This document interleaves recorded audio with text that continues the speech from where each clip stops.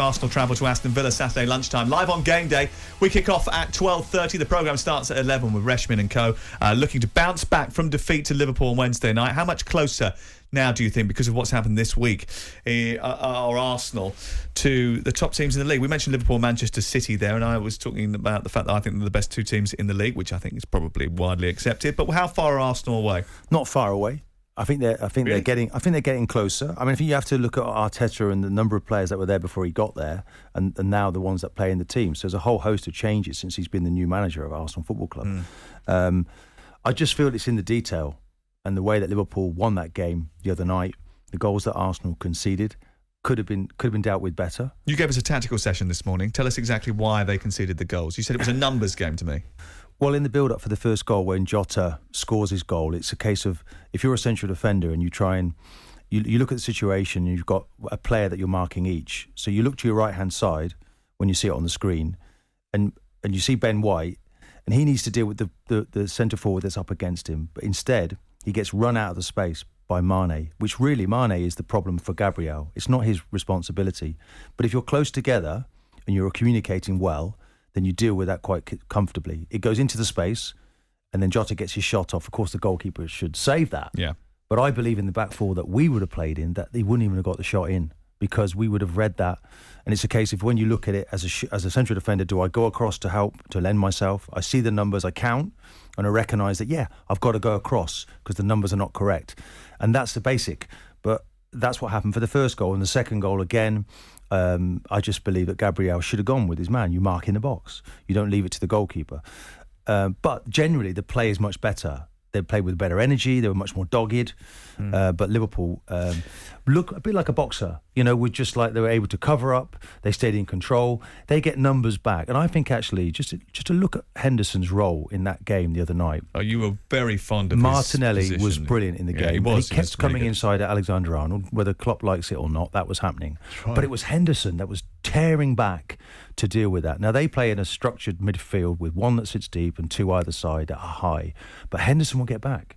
And that's what Xhaka needs to do. Well, he has to, because he has to cover the deficiencies of Trent Alexander-Arnold defensively. What he gives you brilliant going forward. He's fantastic at whipping balls into the box, and we saw that in evidence on Wednesday night. But the footballing brain of the team is brilliant, isn't it? So they know when to be behind the ball. They know when they're second best a little bit. They can't get their foot on the ball, so they cover up, and then they attack. And then if someone's in trouble, they get back to defend. Now, that's what you dream of as a manager, and Liverpool have that right now. How far are Arsenal away from that sort of team, that choreographed, I think blended team? They're still quite some way away. I think the progress is clear and evident, but the last yard is probably always the hardest, to be able to bridge that gap between being where Arsenal are, which is in amongst the mix now of being inside the top six sides in the division, and being amongst the top three sides in the division and top two sides in the division.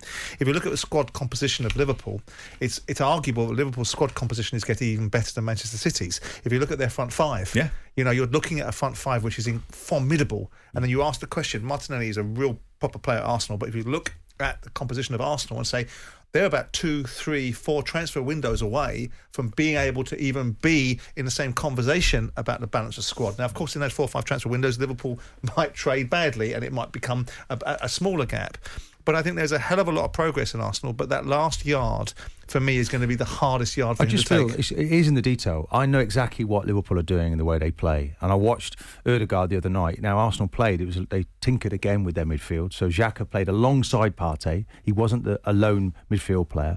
And then Ødegaard, I wasn't sure what was he doing when the game was being played in the middle of the park. I saw him pressing high, but I wasn't sure what was happening in the middle of the park, and I feel he should be getting back deeper to do that role in the same way that Bernardo Silva might do, if we're going to compare them to the way that City play.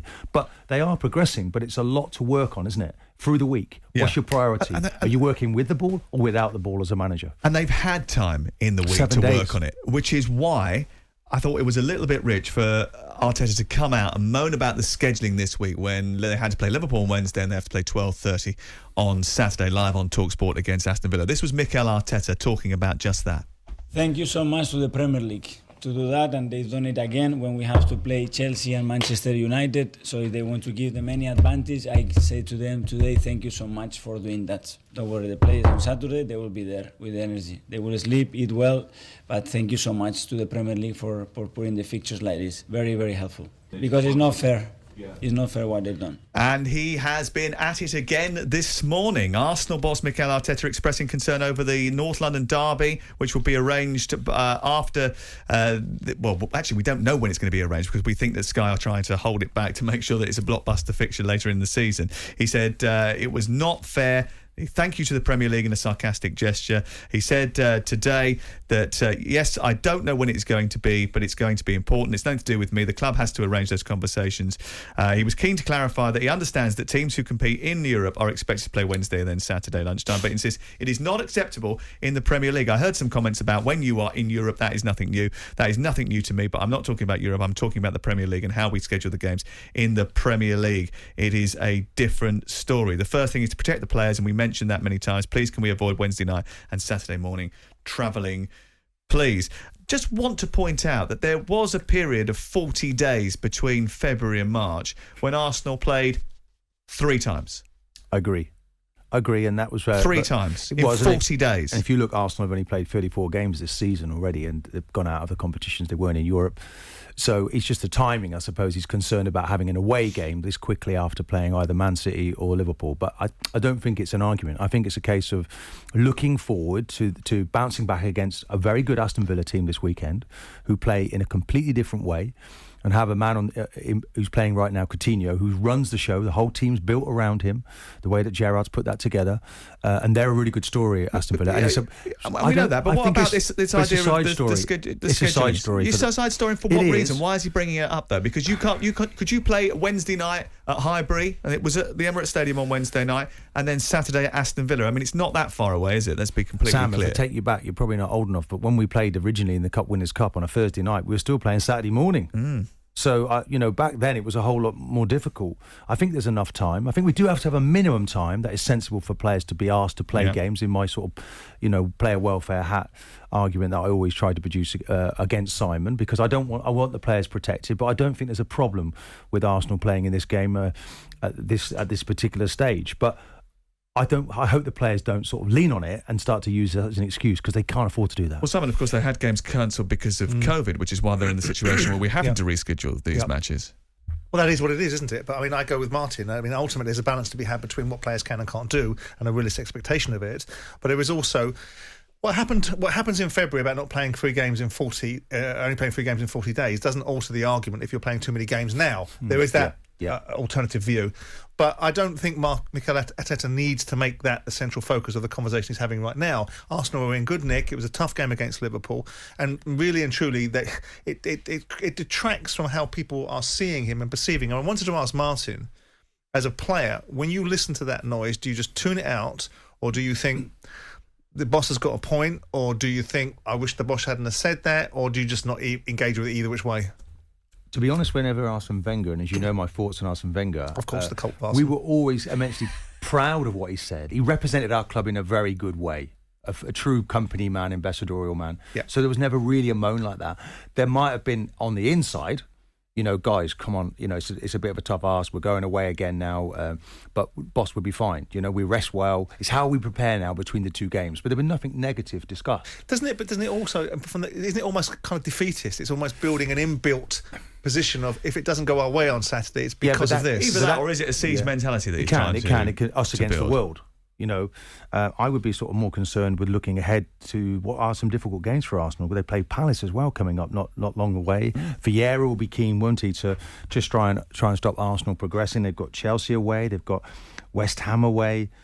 Difficult games, Manchester United to play in the mix there, and Spurs. Let's not forget. So there's an awful lot riding on the season. Arsenal can't really sit around. Well, they're for in long. the box seat now, aren't they? The opportunity is there, so all of a sudden expectation levels have increased. It's now theirs to lose, isn't it? It is, but they've not played 2 games in a week now for some 6 weeks, so that is going to be a bit of an obstacle. And Villa have been sitting all week planning, working out how they can beat Arsenal. But that's reality for him, and he has to prepare for the eventuality that sometime in his tenure Arsenal are going to be successful again and play more than 1 game a week. Well, that's what he's aiming for, surely. Exactly, so stop moaning him. What will he do then next year then, if he's got to play on a Thursday night in the Europa League? Well, that's the point we're making.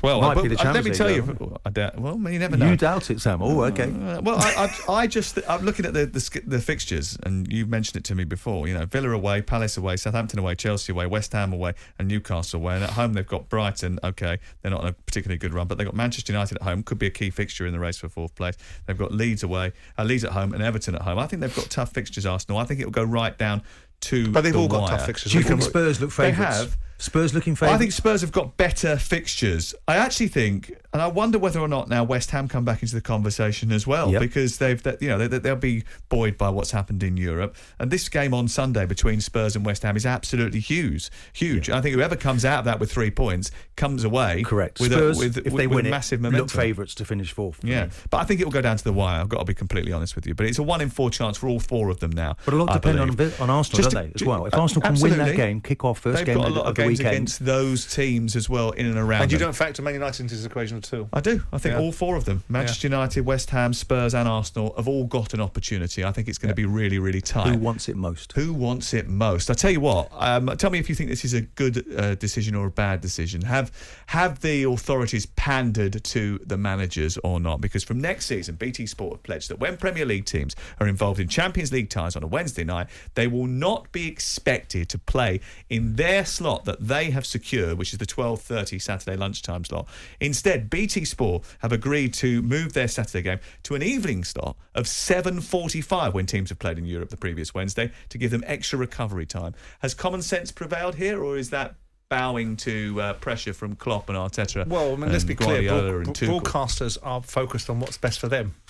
So if the broadcasters believe that this is a movement of a slot that doesn't in any shape or form compromise the outcome that they want, because broadcasters are funding the game. I don't think 7:45 on a Saturday night is a great slot, do you? But I don't know. I don't know what Does it affect your weekend, Sam, then, when you're doing the talkSPORT radio? Yeah, it does affect talkSPORT's weekend. It affects game day. So if they move that slot out of our 12th, we pay for it as well. But if you look at the broadcasters' attitude, attitude towards reclaiming revenues back from the Premier League when they weren't able to deliver fixtures because of COVID, there was always a very strong, robust attitude to what they were entitled to. So there must be a commercial sentiment behind it. If you're looking at the broadcasters and saying, it's because of goodwill, because we listened to Pep Guardiola pee and whine, so we're going to give the fixture list a boot around.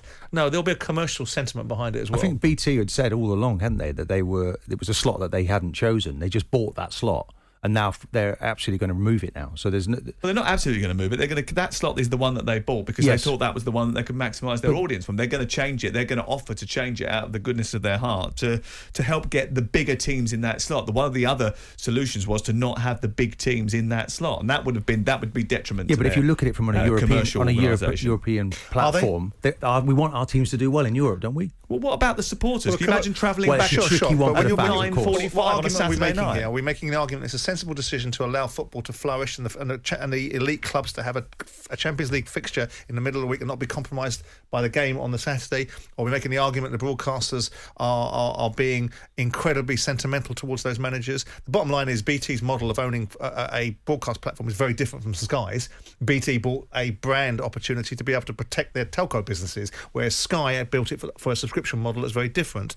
So the argument is, why are they doing it? If you genuinely believe that people like Mark Alira that run BT are sitting there deciding that because Pep Guardiola moaned and groaned and managers are unhappy about playing midweek, that the commercial decision to pay £1 billion a year or whatever they pay for the football rights changes and compromises by a manager moaning, then you're mad. There's a commercial reason behind it. Yeah, I'm not necessarily sure they'll get as many people watching at 7:45 as they would do at 12:30. But maybe I'm wrong. Maybe a big blockbuster game at 7:45 is exactly what we all want. I suppose France against England in the Six Nations is being played at 8 o'clock on Saturday. Sam. I think we should think about the fans, but also the fans will want the best for their team, won't they? And they want the best slot, and they won't want. They want to be able to go and watch this. You mean live fans, or are you talking about eyes on the prize? I'm talking about the fans who go to the games. Could you imagine? The argument was they want their team to play at the most advantageous time for them, and if it is that Klopp feels. They don't want to travel back at 10 o'clock at night, though, do they? Of course they do, but of course they don't. But the bottom line is what's driving the dynamics of football? Is it the billions of pounds that are being spent by the broadcasters supplementing eyes around the world? This is not the broadcasters. This is not the broadcasters changing fixtures for their benefit. This is the broadcaster changing it to benefit the football clubs. The football clubs have asked for this. So the football clubs who moan and whinge, but the broadcasters do it the other way around. It starts with the football clubs. We have to look after the product, and the players are foremounting that. Okay. You have to look after them.